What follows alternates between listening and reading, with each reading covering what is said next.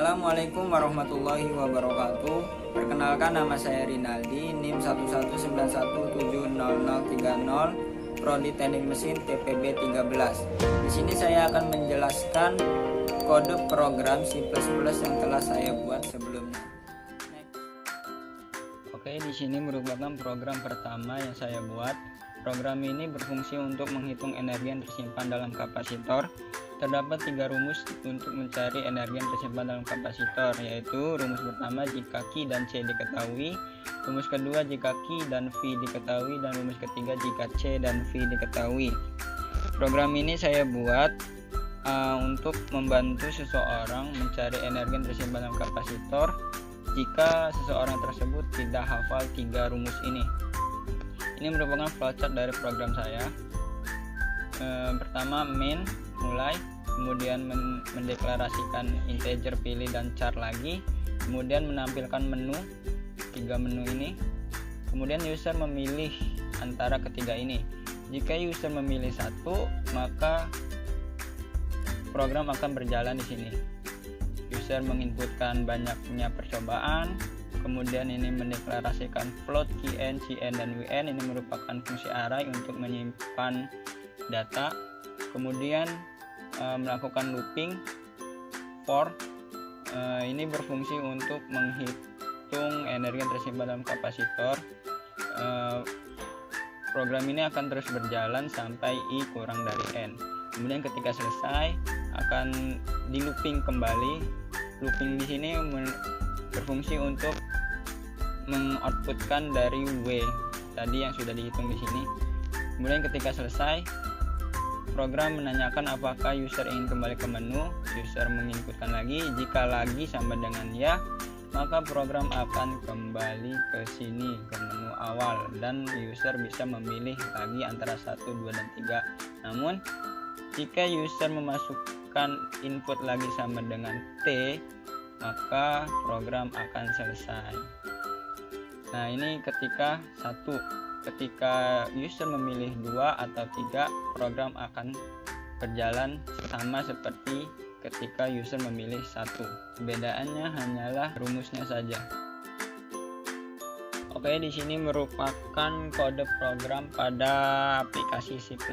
Ini merupakan judul bersifat opsional, tidak mempengaruhi program. Include IOStream merupakan header dalam aplikasi C++ agar fungsi cin dan cout dapat berjalan. Kemudian using namespace std berfungsi untuk memanggil kelas, objek, dan fungsi yang terdapat di dalam namespace tersebut.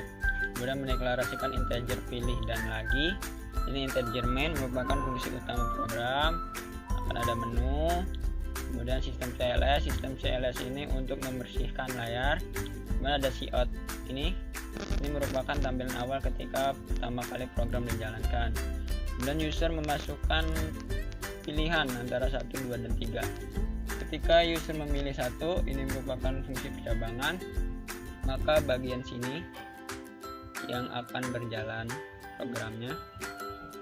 Ini sistem CLS sama untuk membersihkan layar. Ini cout. Kemudian user memasukkan banyaknya percobaan sejumlah n. Kemudian ini float Qn, Cn, dan Wn. Ini merupakan fungsi array. Fungsi pengulangan for integer I mulai dari 0. Program akan terus melakukan looping sampai I kurang dari n. Kemudian ini cout, percobaan ke I plus 1. Ini akan menampilkan percobaan ke berapa, misalnya percobaan ke 1, 2, 3, dan seterusnya, tergantung banyaknya percobaan. Kemudian user memasukkan nilai QI dan CI. Program akan mengeksekusi untuk mencari energi yang terdapat dalam kapasitor menggunakan rumus ini. Fungsi for untuk menampilkan nilai W ke berapa, 1, 2, dan 3, tergantung banyaknya percobaan. Kemudian program menanyakan apakah user ingin kembali ke menu. User memasukkan cin lagi, jika lagi sama dengan Y, maka program akan kembali ke menu awal. Namun jika user memasukkan lagi sama dengan T, maka program akan selesai. Nah, ini merupakan fungsi percabangan yang kedua. Jika user memilih pilihan kedua, program berjalan seperti pada pilihan pertama, yang membedakan hanyalah rumusnya saja. Kemudian ini adalah cabangan ketiga. Jika user memilih pilihan ketiga, program akan berjalan sama seperti pilihan pertama, yang membedakan hanya rumusnya saja. Ini merupakan program kedua yang saya buat. Program ini berfungsi untuk mengetahui bentuk molekul dan sudut ideal ikatan berdasarkan nilai PEB dan PEI.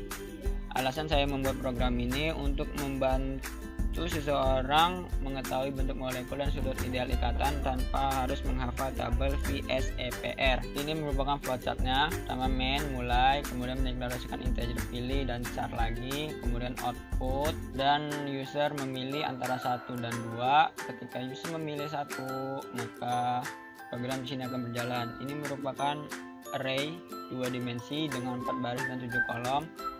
Kemudian user memasukkan B. Jika B sama dengan Y, maka bagian sini akan berjalan. User menginputkan I dan J.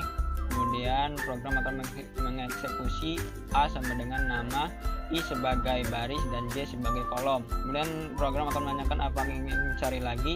Jika user menginputkan Y, maka program akan jalan lagi. Namun ketika user menginputkan T, maka program akan selesai dan ke sini. Program akan menanyakan lagi apakah ingin kembali ke menu. User menginputkan lagi, jika lagi sama dengan Y, maka program akan kembali ke menu awal.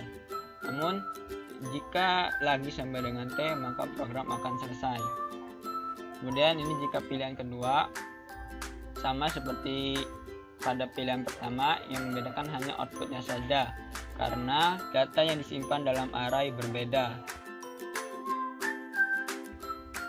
Ini merupakan kode program kedua yang saya buat pada aplikasi C++.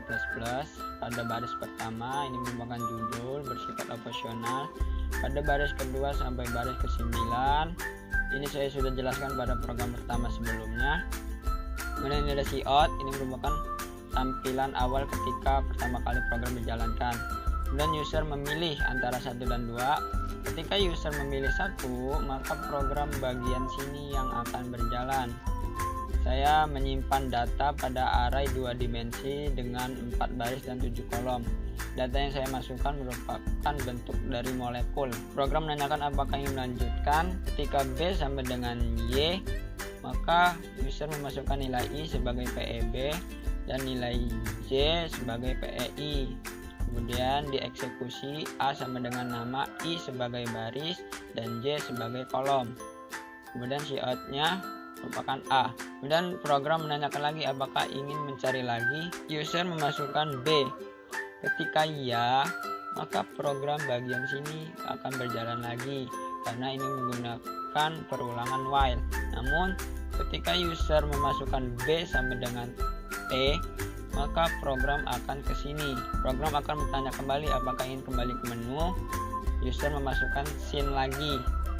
Ketika lagi sama dengan Y, maka program akan kembali ke menu sini. Jika user memasukkan lagi sama dengan T, maka program akan selesai. Ketika user memilih 2, sama seperti pilihan pertama, yang membedakan hanya isi data dari array ini.